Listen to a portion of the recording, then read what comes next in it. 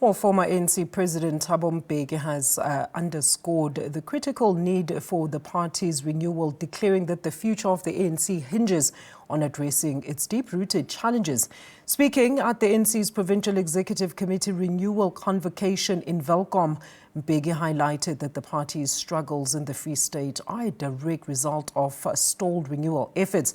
While to further analyze the ANC's Renewal Convocation, let's extend a very warm welcome to political analyst Professor Dirk Kotze. Prof, always great having you with us. A very good afternoon to you. So the ANC has been preaching the gospel of renewal for many years now, yet somehow some of its members still find themselves right at the center of scandals.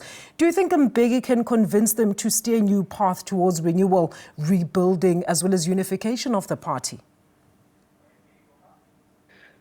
Good afternoon. Yes, President Mbeki has spoken out several times about that. That's one of the issues that he addresses on a regular basis. When he was earlier this week at my university, UNISA also, he spoke out quite a lot about this, including the looking or revisiting the step-aside principle or rule of the ANC.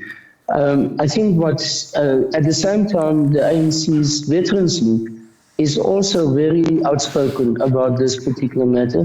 We know that the ANC has what they call a Renewal Commission that was in the past chaired by the current speaker, Dirk Kotze.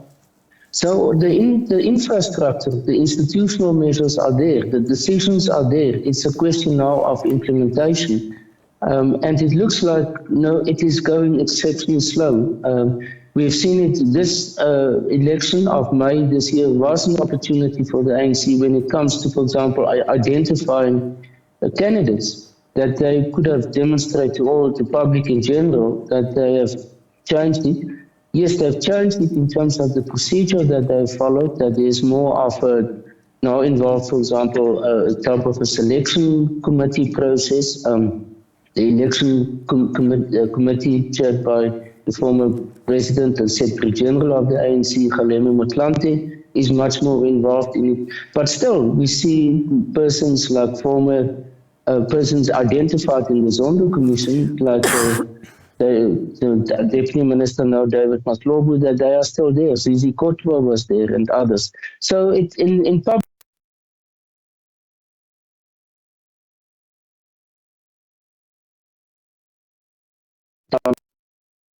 some regression to some extent.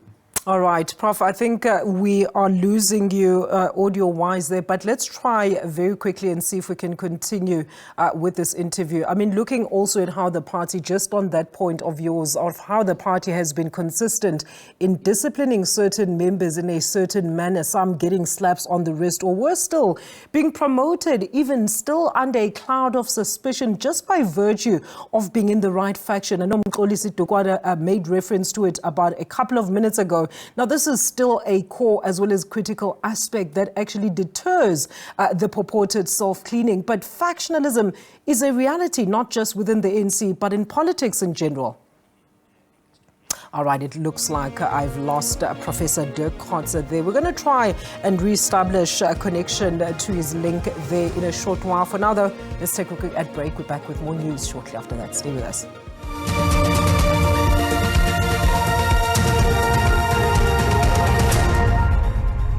Welcome back to SA Today. Let's now try and continue with our discussion with Professor Dirk Kotze on the ANC's Renewal Convocation. So, Professor, I mean, we were just talking about looking at how the party has been consistent in disciplining certain members in a certain manner, just to make reference to your earlier point. Some getting virtually slaps on the wrist, or worse still, being promoted, even if they're still under a cloud of suspicion, just by virtue of being aligned to the right faction. Mkolisi made reference to it with a reporter a short while ago. So this is still a very core as well as critical aspect that actually deters the purported self-cleaning. But factionalism is a reality not just within the ANC, but in politics in general. Yes, that's indeed so. We see it in actually all the parties that there's forms of factionalism or group formations in that, and those who are favorites of the leaders and those who are on the other side. So this is, to a large extent, as a political scientist, I must say, It's part of party politics.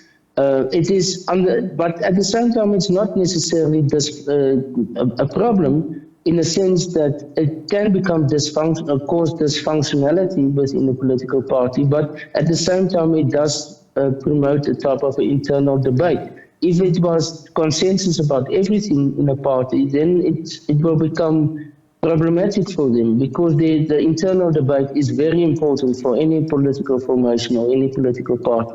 But as I said, when it becomes toxic, when it becomes part of dividing the party, when it becomes a way of that there's a favorite and an outside group in the party, then it is highly problematic. Prof, you made reference earlier on to institutional measures that are there within the party but fall short at actual implementation. I mean, let's talk about that. Where do you think and how should they go about in effecting these much-needed reforms that will then, in turn, restore the much-needed faith as well as credibility in the party? Well, I think the institutions that I will refer to is, first of all, the Integrity Commission. The Commission must receive much more regional powers of their own that they can implement. At the moment, they to a large extent report to the National Executive Committee, who take the final decision. And there, all the issues that you refer to about factions, about political decision-making, about favoritism, all of those things are present there.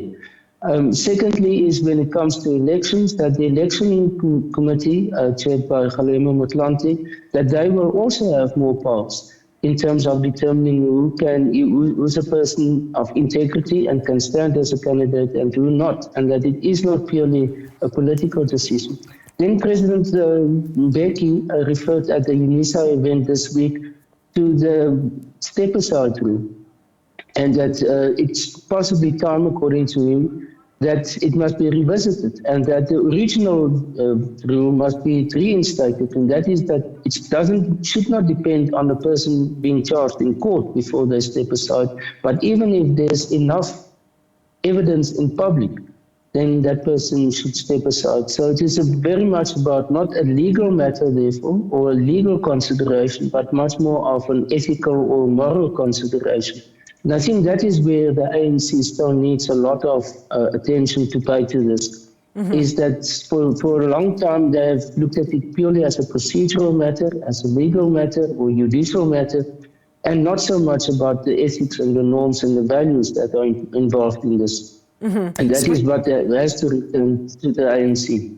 Absolutely, Prof. And speaking of those morals as well as ethics, I mean, we understand the ANC PEC is to hold immediate briefing very soon on a fact-finding mission of what actually led to their dismal showing, especially in that particular province, which was their biggest structure during the recently held May poll. So what type of conversations do you anticipate and will and should be topping this agenda?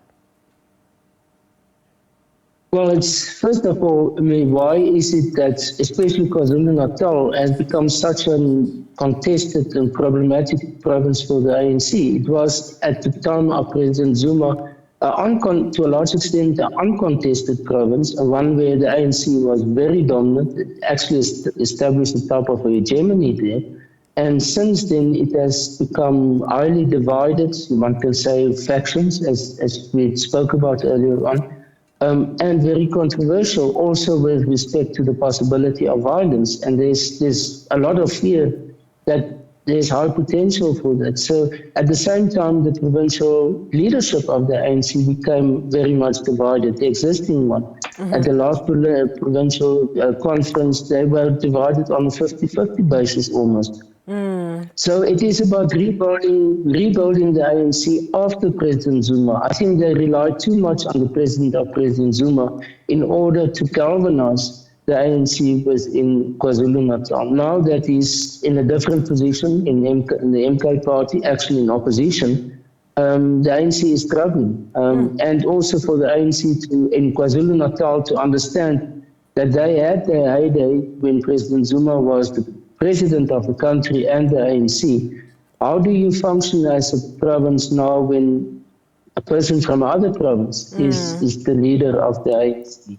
All right, and I think they struggle to position themselves. All right, Prof, as always, thank you so much for your great analysis this afternoon. Professor Dirk Kotze, the political analyst on the ANC's Renewal Project.